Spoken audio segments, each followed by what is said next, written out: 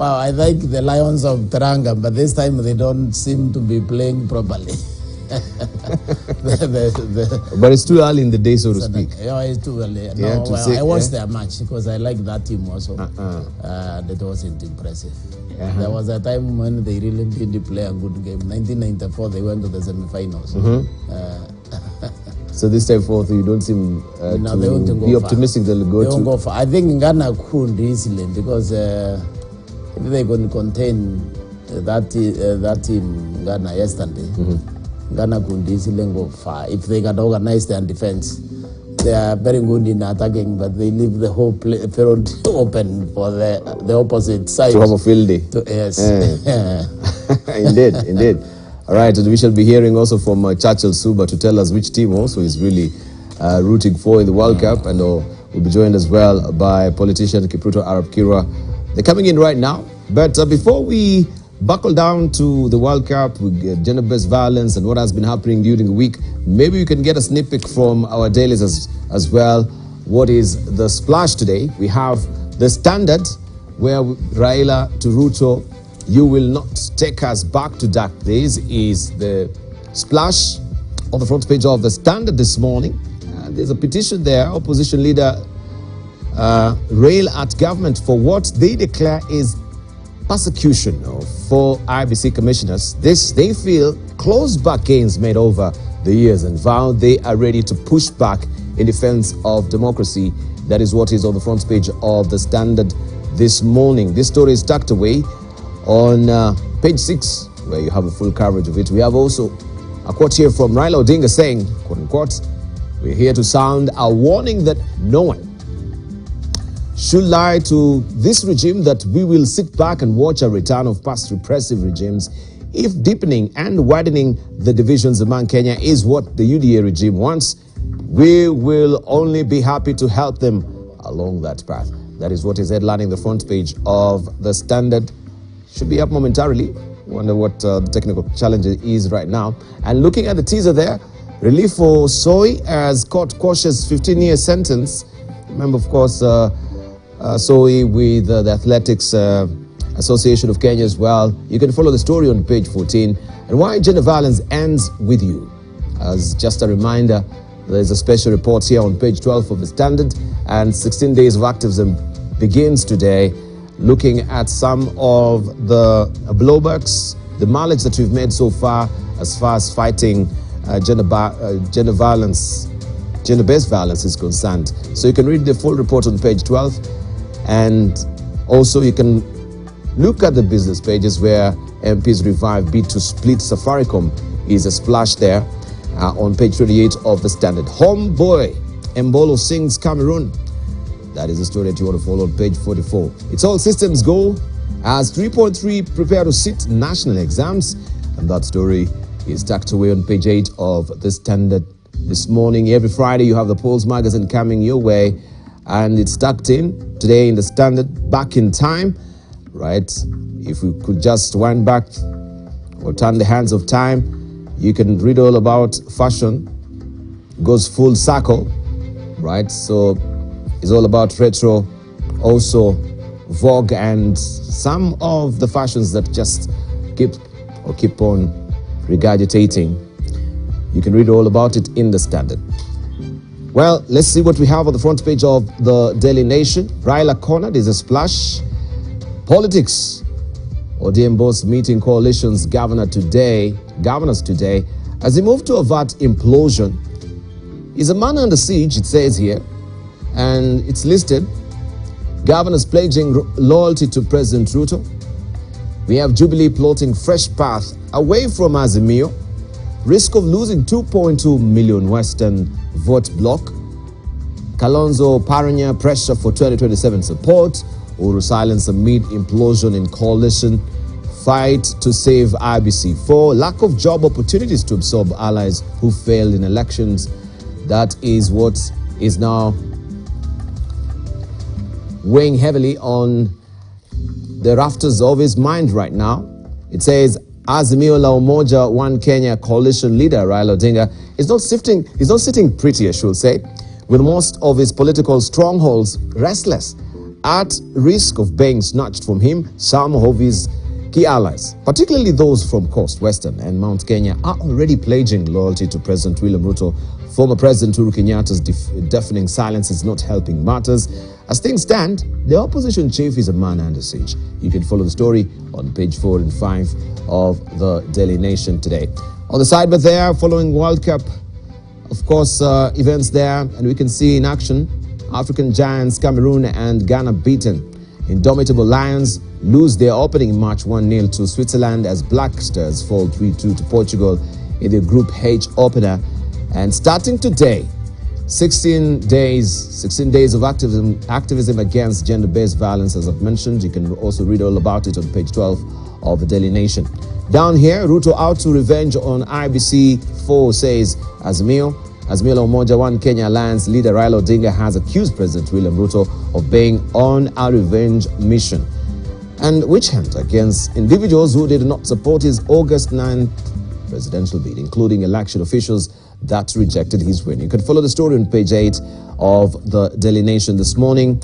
And doping crisis, athletics ban Kenyans to know fate next week. Kenyans will have to wait longer to know the fate of the country's athletes after a global meeting to discuss rising doping cases. Initially scheduled for today, was postponed to next week. The story is on page 2 of the Daily Nation, where it is well spread for you. Let's move on and see what we have on the front page of the Star. Uhuru to quit as Azimio chair or lose hefty perks. This is all about law. Retired president can't hold political party leadership. And also sources say government inquiring if ex-president has resigned from Azimio. And you follow this story on page 4 and 5 of the Star. Raila vows fight back as tempers flare at IBC hearing, and you can see their faces here, fallen faces, consulting Wiper Boss Kalonzo Musyoka and Azimio leader Raila Odinga at Parliament Buildings, Nairobi on Thursday. Looking at the side, but there, DPP approves murder charges on Eastleigh's top cop Rashid. The Director of Public Prosecution has approved murder charges against Eastleigh-based crime buster, I should say. That is Ahmed Rashid. Rashid is known in Eastleigh and Mathare, Nairobi, for his modus operandi of addressing crime. He has managed to contain crime levels in the area, during which some locals complained he applied extrajudicial means. You have the story on page 10 of the Star. Investor wants to put up 1,000 acres of bang. Roots Party presidential leader George Wajakoya seems to have inspired many. It seems the National Environmental Management Authority has received an environmental impact assessment seeking to put up 1,000 acres of bang within Laikipia. Is that legal? Professor? It's not legal, but We should legalize. yes. It's making a lot of money for a lot of people in the Western world, and there's some in Africa. So actually you were siding with Wajakoya during the Wajakoya campaign. is right, because It's only that you didn't I didn't find out that you were very overt in approving his manifesto. No, I was not. Now these are confessions which are coming later. I was not, but when I look at Israel and the kind of industry that is growing over the bangi, because I think bangi, we think about the one that is consumed in the streets, but it's different. It's making textiles, it's making airplane parts, because with tensality, it's doing a lot in the Western world. So if the government does it in a controlled manner, and the government secures marketing before planting, I think it can bring income. All right, let's hear from the former Minister of Agriculture. Maybe he'll give us an advice. Kipruto Arap Kiro, good to see you. It's been a while. Yeah, thank you so much. Yes. We've missed you the past at least 2 weeks. Yes. Yeah? Yeah, but I'm happy to be back, and I'm also happy to participate. By then, it was not one of the scheduled crops by the time I was in the ministry. And if I was to be taken back to the same place, I would recommend that it should be produced under controlled environment, under specific zoning, so that it is not subject to abuse. That's my main worry, because already we are abusing other drugs. And therefore, bang, if it is not produced under controlled environment, it is likely to create a lot of problems. Let me also add something. I lived in Tanzania for 10 years in my formative stage of life. And there was a lot of bang between Tanzania and even the parts of South Nyanza. And it was consumed under controlled environment. You'd find an elder in his 60s or 70s consuming it in a certain controlled way. It was not meant for children. But in Kenya today, I'm worried that if you are to release it to the street, the consumers are likely to be the younger generation who are likely to be destroyed if it is not properly used.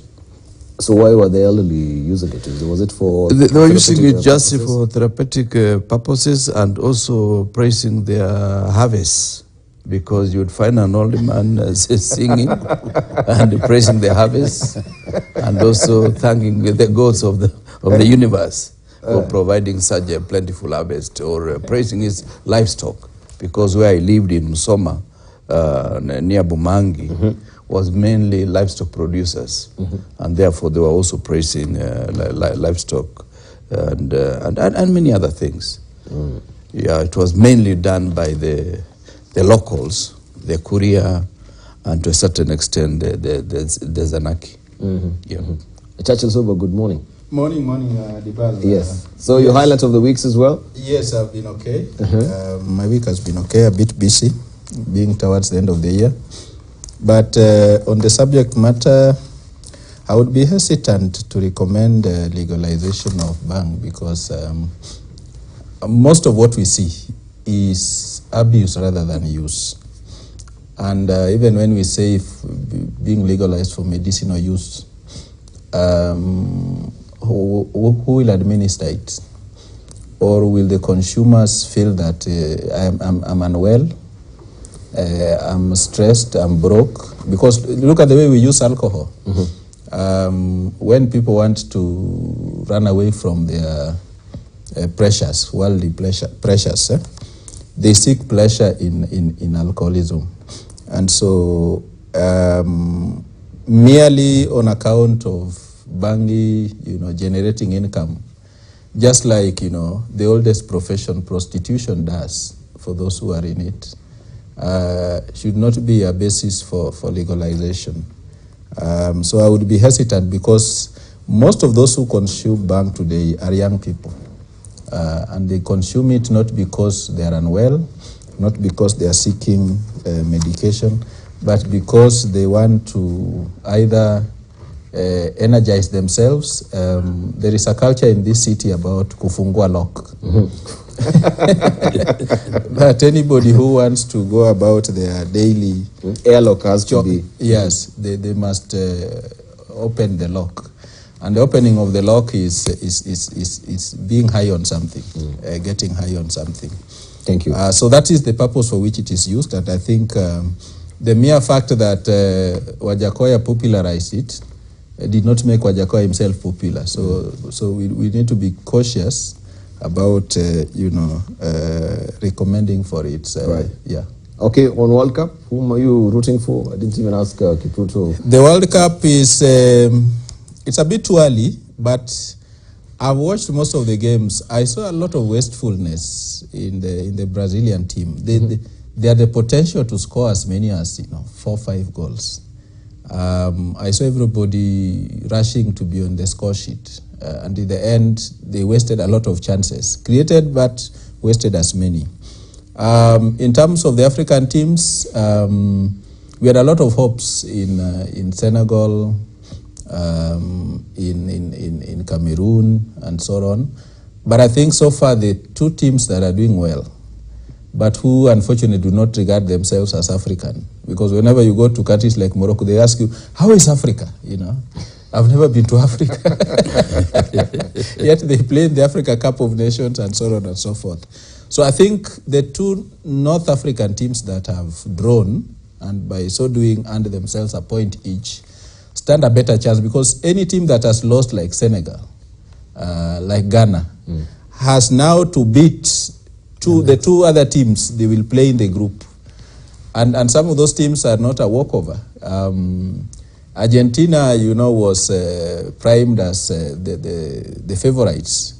But being beaten by Saudi Arabia, it was a holiday on 23rd in Saudi Arabia. Indeed.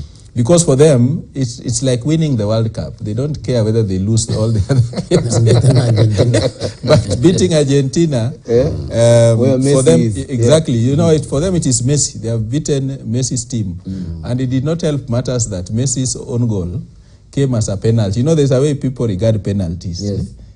Spot kicks, they say walipewa. They are all manner of, because you are not competing. You have the ball to yourself and the goalkeeper. So people don't regard it as an outcome of much of an effort.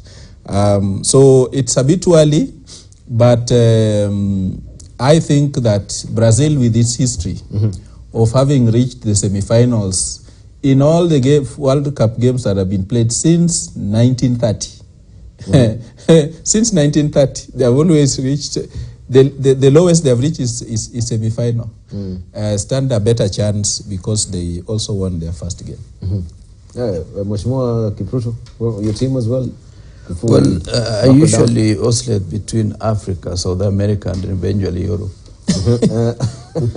When it's an African team, I'll support whether it is North Africa, West Africa, or whichever.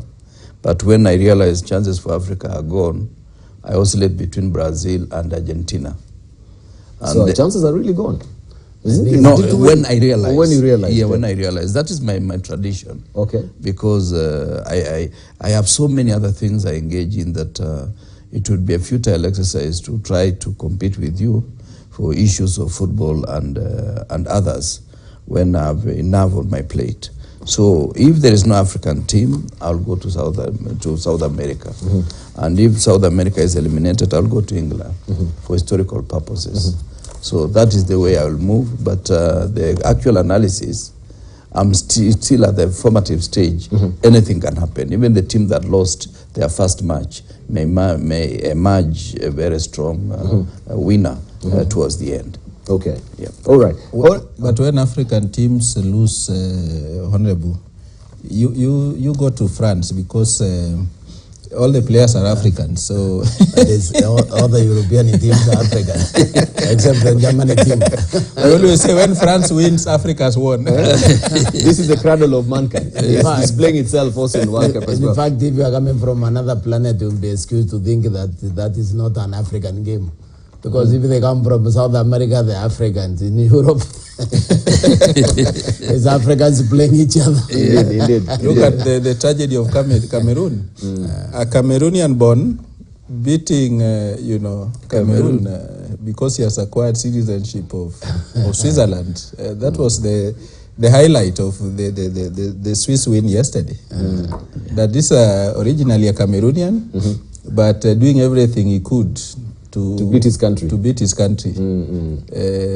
think the West Africans believing in the gods need to, the elders should sit. The man from Nyakaji is a footballer himself. Therefore, he knows the details of football. The nitty-gritty of them, yes. Yes, the nitty-gritty of football. But for me, I look at, I'm more closer, or I'm closer to South America than I would imagine I could be closer to France. Because the tragedy of French is that they try to assimilate you such that even those guys in France who are now French citizens, they think less of us than we think of them.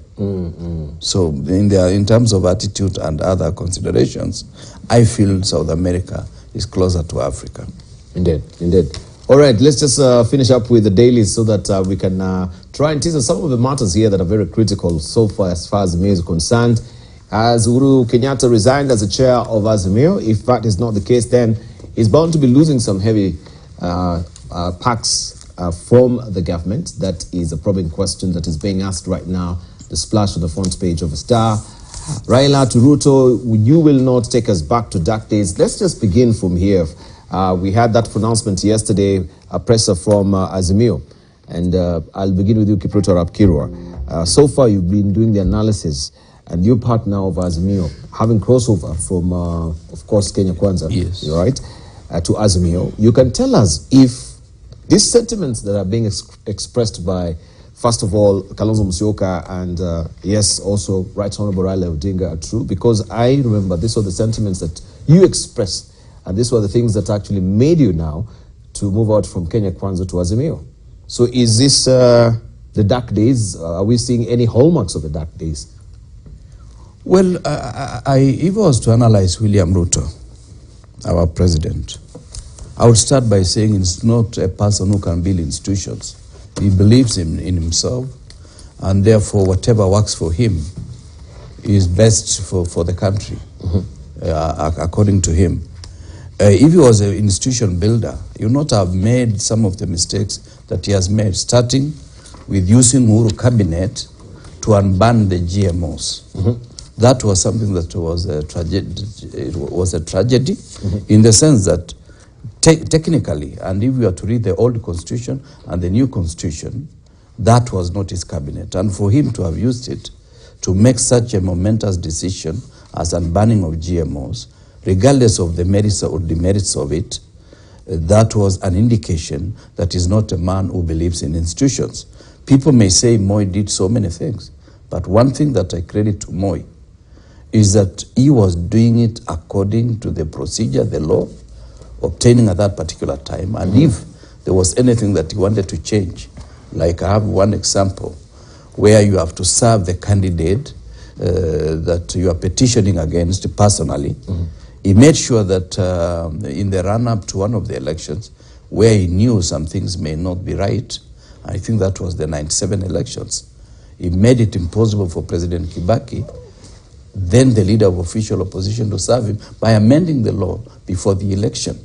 So he was able to foresee, amend the law. Within 28 days, you cannot access the president if he chooses not to be accessed.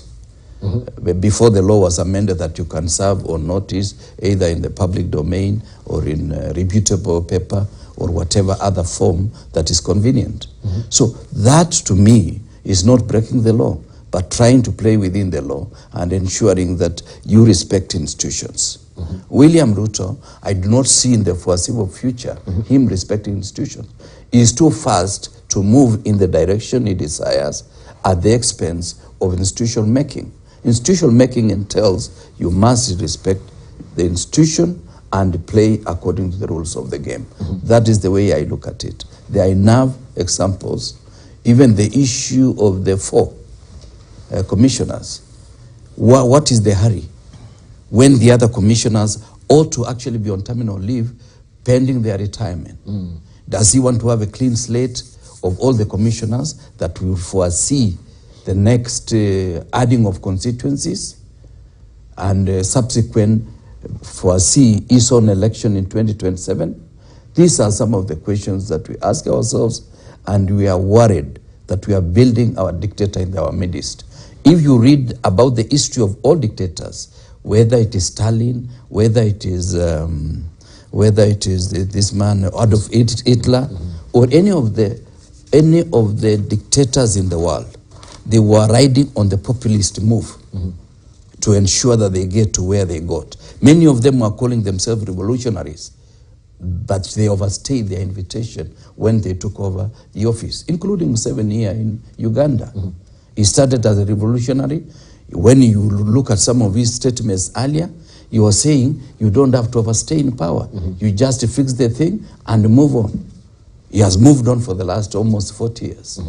So this is something that it worries me as a Kenyan, and it worries me as a politician, and also as a commentator. Yep. All right, Professor Gitile, Yes. what would be your sentiments looking at that headline?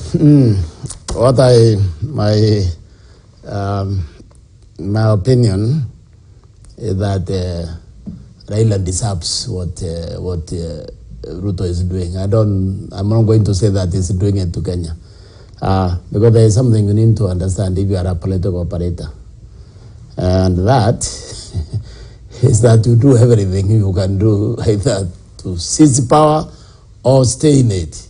Power is never given, is taken. And this is what Ruto is doing. Ruto is taking in the 2027. Raila went, he did the handshake. Then he cohabited with the people who denied him the election in 2017. The three of them, comfortably, for 4 years. So right now, when Ruto wants to fix his deck, so that he is not more than in 2027, he can make noise if he wants. Because you see, I think Raila has a major weakness. There was an incident at one time when Raila was swearing himself in at the commission. Yes. One of the commissioner convinced us that Raila never works with a strategy. He didn't want the government to have the police in Uhuru Park, that commissioner. He said, we need to do everything to persuade the government to remove the police and allow Raila to swear himself without the police, because a lot of people may die. You remember they had closed the Uhuru Park. They said there's no measure and all that. So this is how he explained it. He says Raila does not work with a strategy. If you want to enter this room and you want to do so through the door, he will not know that he can also do it through the window. He will just go through the door. So he said Raila will be sworn in and go to his wife. So it was our job to convince the government to remove the the police, which we successfully did. So there was no police. And true, Raila goes on in and went home. Because you see, somebody seriously who need the power. You place that million people in his hand, he will take power. It's called the people's power. And it has happened in the Philippines. I think it happened somewhere also in Ukraine, in that Orange Revolution. So this is what is happening. Ruto is trying to fix. He's seeing ahead. Okay, instead of sitting comfortably on his laurels the way Raila did for 4 years, the 4 years he was in the handshake and the time to remove Subkati and his team. You understand? And get together with the Uhuru, get the people who are malleable to them. They didn't do nothing. They sat there. Now, the cows have left the pen. And these fellows, I can tell you, they won't be removed. Because those guys who don't guarantee. They don't play. They just want to have a clean deck, and they are going to have a clean deck. Now, are we going to blame anyone? No. What is antivirus to the Kenyans? The Kenyans need to resist the dictatorship. Because if there is the rat is ugly hand, he needs to be resistant. Of course, I mean, Raila is trying to do it right now. But I can assure you, without a strategy, you don't reach anywhere. So somehow you can, and you know, I supported Raila. Even in 2017, I did not vote for Jubilee. Okay? Because for me, I knew Jubilee and destroyed the country then. And I knew that it didn't really have anything to offer. But I can tell you this, I don't think Raila knows how to take power. No, he doesn't know, and I don't think he will ever know, because taking power means looking ahead, preparing the road, and then figuring out how to seize it when that time comes. So you can also not defend those commissioners, because you know how the Raila recruited them and Uhuru. Okay? Basically handshake fellows. I mean, those interviews were public. Nobody remember ever seeing those before in the interview, because they never differentiated themselves in any way. They all seem to be related with who is who in the handshake. You understand? So he actually picked them. They were picked. I mean, you can analyze all of them. They enjoy, I don't know, Kanini Kega, friend, cousin or whatever. I don't know, Anyang Nyongo's relative. You understand? So what is wrong with Ruto getting his own?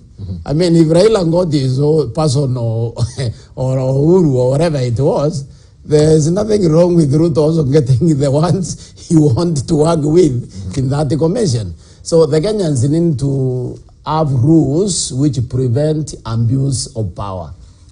We don't have those rules right now, because if you look at the way Jubilee has been recruiting its officials, they used to recruit them before they advertise. So they advertise for the show of it. I think there's nothing we are doing to stop that from happening in this government either. So I think if you don't want to die of high blood pressure, you need to be very comfortable with what the Kenyans do and how they are playing this game. Because we don't seem to be fixing anything for posterity. Everything we are doing for now. In other words, we have no leaders in Kenya. We are politicians. and the politicians will concentrate on the promises and the next election, where we know that the leaders have long-term programs and also think of the next generation. Kivaki's vision in 2030 outlived him. If the Uhuru, when he came, we stuck to it, I don't think the country will be in this economic mess. So our disadvantage as a country is having a preponderance of politicians as opposed to leaders. And we are doing nothing to make them leaders. Right. So there's a very interesting editorial cartoon as well, looking just at the Daily Nation there on page 16. And this is Raila with which is, his car is turning out to be sort of a scooter, because everyone is going back to ANC, which is the Cadillac there. If you could just pick it up, the editorial cartoon, you could see we have many of the legislators who were in Jubilee, some of them going back to ANC. We had a very interesting photo yesterday on the front page of Star as well. So is Raila being left with the shell as it is? Let's hear from Churchill Suba. Yes, His political chutzpah is that particular gusto that he had. Is it really taking away the thunder of Raila that we knew? Even when it comes to make these press statements as well, do we take him seriously? Yes, you see, first of all, I do not think that one would... Comment on the cartoon, then we'll continue yes, I mean, the cartoon for me is a depiction of what's happening, which for me doesn't mean much, because if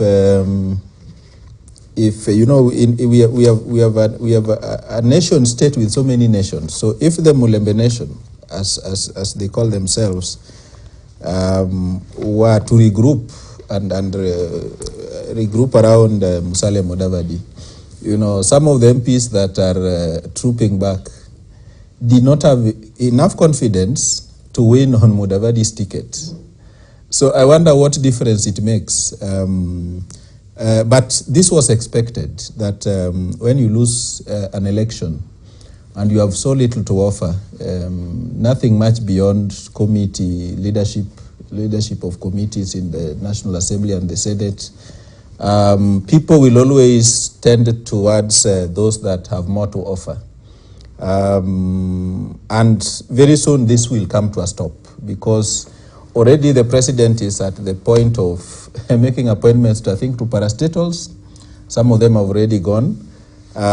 Once your appointments to board of directorship of parastatals are gone, all this will come to a stop. But at the moment, because it is the Kenya Kwanza side that has more to offer, this depiction of Raila being left with a steering wheel and the wheels themselves without the body. I can see Oparanya has also gone with the cooler and everything. Everybody has dismembered, and Waloke and I think Eugene are also looking and wondering whether they want to board Raila's vehicle and so on. Yes. So that was expected in my view, because it is the price of losing an election. And so there's going to happen a lot of that. You have seen also in Mount Kenya region. This one depicts Western Kenya, but on the other side, the Mount Kenya region, there is also a different kind of realignment, where those who are aligned to Azimio are not necessarily aligning to Kenya Kwanza, but you know, lining up behind the deputy president. And not necessarily for the good of Kenya Kwanza, because from the look of things, I think that Rigathi Gachagua, as the deputy president, found himself in the situation where the current president found himself in 2007, when Raila, who used to be called the submarine, Arap Mibei, in Rift Valley. And Ruto found himself, you know, so much tethered to Raila that had he come from Raila's camp before the election, he might have even lost. He was told his rating was 57%. There was a time he attempted to drift. Now, Rigathi Gachagua became deputy president on President Ruto's terms. And I don't think he likes the situation.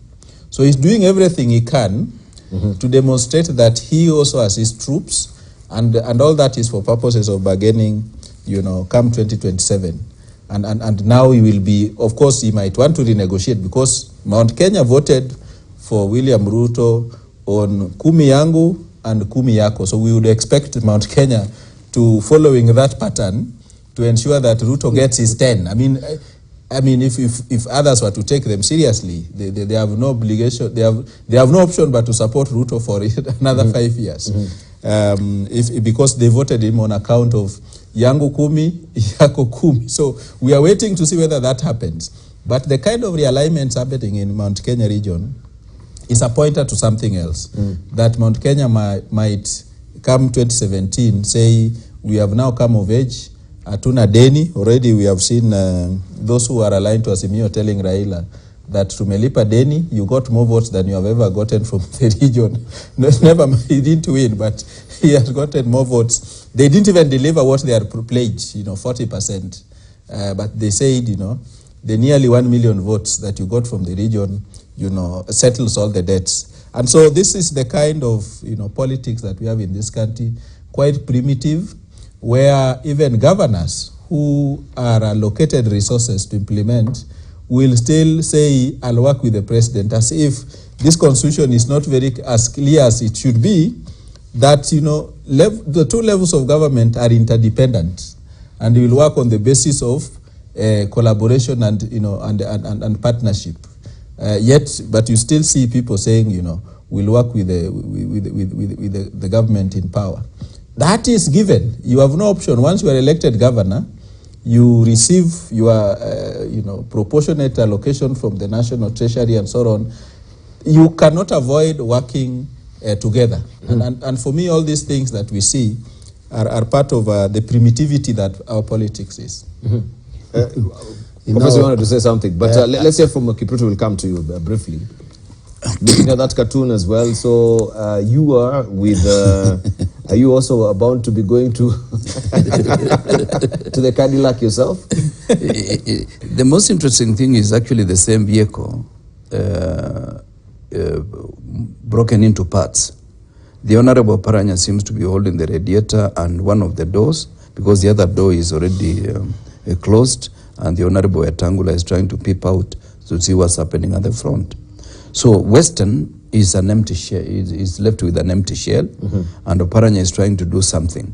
Eugene and his brother Waluke seem to be wondering exactly what is going on. So they're stranded a bit. So yes, and Raila seems to have taken the wheels, the gearbox, but I cannot see... The steering wheel as well? The steering wheel, but I do not see the engine. So it worries me whether he's got a vehicle or this one has only the engine, and perhaps with the radiator, they will have to look for other parts or cannibalize from other vehicles.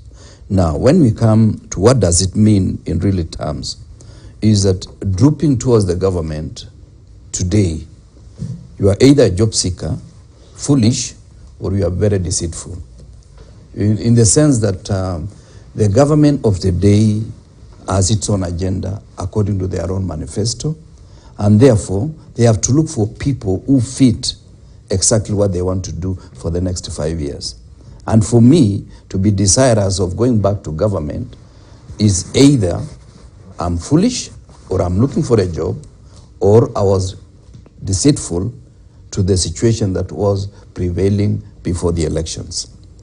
And because I do not fall in any of those categories, I'm very comfortable that I'll be on this side of the equation until such a day that events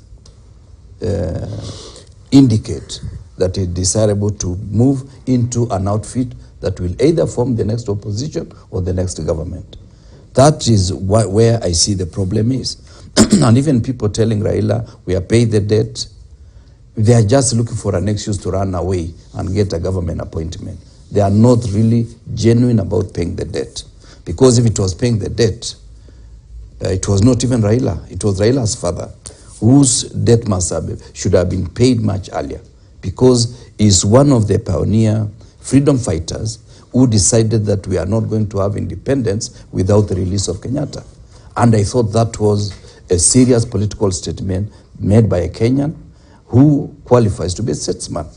So paying Raila for supporting Kibaki in 2002 is just nothing, because many of us supported Kibaki. I was part of the summit. The 8 of us comprised the summit. And therefore, if people of Mount Kenya are going to pay that debt, they will pay for the next 40 years or so. And therefore, there is no debt to be paid. And even President William Ruto said that there is no debt to be paid. He himself will go to the Mount Kenya block. He's not looking for 10 years, he's looking for 5 years. But more important, when he was appointing Gachagua, and I was in that meeting, he made a very clear statement that it is good to remind people about that particular history, that the 2 of them will retire at the end of their tenure. I heard him myself, and anybody can play that statement, and you will hear that the 2 of them have agreed that they are going to end, unless there is another betrayal again that is going to be done. But my understanding is that Ruto and Gachagua are retiring at the end of their period if they will stick together for the next 10 years. So that is a pact, is a given, that the 2027 is a shoe-in for them. They'll be together. Gachagua will not be running for presidency. It will just be the same duo? Same script? Yeah, the same script. And possibly 2032, Gachagua will also respect that statement if they made it together. Because I heard Ruto mention that, and nobody has denied it, although it was not played to the media, but I was there listening. Anybody playing that tape will actually hear Ruto saying, myself and my deputy will do all this, and at the end of the 10-year period, we'll call it a day. So what Churchill Suba is saying that, the Jubilee side of it is rallying behind regarding Gachagua, it's a bit ill-timed and misinformed, because this, as you're projecting, is until now, beyond 2027. We're talking about 2032. Yeah, it worries me. It worries me a lot, because we don't seem to want to be in the opposition. Let me tell you, my worry today in Kenya is that people are looking for opportunities. At times we are in the conference with some of the individuals. When I go back, they support the government so much. When I go back, I realize, they have applied for a PS. When the people are applying for the PSs, he has applied for CS. So the mentality of Kenyans is that we shall not be in the opposition. But opposition is also a space for other Kenyans. Almost 50% of Kenyans decided to be in the opposition by voting for Raila. And so be it. And what we should be striving is for the government of the day to be fair to all Kenyans, regardless of where they come from. And that's why I've been worried about some of these cases that seem to be dropped on the basis of which side of the equation do you lie. That should not be the issue. The scales of justice must apply blindfolded. Yeah. But let me ask you, before I come to you, Professor, because even just going back to this particular cartoon, it's as if we have a revival of the Western politics with Musalia Mudavadi. That now people are seeing the resurgence of Musalia Mudavadi. You've worked closely with Musalia Mudavadi before, right? I think you used to be the deputy party leader? Yes, I was within ANC? Yes, I was deputy party leader in ANC, deputy chair in UDA. In UDA. And Musalia is a gentleman. He's actually the best president that Kenya may never have. That I can say without any fear of contradiction, because one is a man who believes in institutions and systems.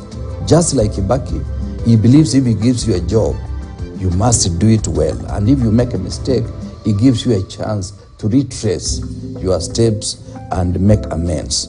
What is happening is that they are not going to Musalia.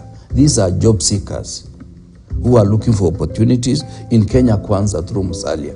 Otherwise, they are not looking for Musalia as the alternative leader. Why didn't they give him that support in the last general election? But does Musalia really care a fig? For him, it's a banishing his own image as an emerging leader, of the Western region, where people were thinking he does not really hold how long firm and grip within. If I was to advise for him, it's not even. Everyone has interest. Everyone has interest. That is a very atavistic nature of man. But we are created that way. I think about myself. when I wake up, I think about myself. I don't think about, oh, this morning, what will Kipruto Rapkirwa be benefiting from me? No, it's about me first. It's not about you. But if I was to advise him, but how long has Mudavadi been emerging? You know, when you plant a seed, it's we know that if it is maize, it will sprout after a given number of days. It's about 7 days. The question is, how long has Mudavadi been emerging? And when will we say he has now emerged? Maybe Mudavadi is a bamboo tree. Yeah, he's not really much, but when he emerges, he will shoot up, you know, to the heavens, yeah, in a very, very short time as well. So maybe it's that seed which is still germinating. I don't know what you have to say, but we need to take a short break right now. When we circle back, of course, we shall hear from Professor Gitele Naituli on this latest development, especially with the Western politics, the reemergence of Musalia Mudavadi, the troopings now of some of the leaders who were in the Jubilee Party from Western region going back to ANC. Paranya, is he on his way as well? Is Raila now losing? Of course, he's forte and holding a shell, as we can see Victor Dula has drawn in the Daily Nation today. We circle back with more. Don't go away.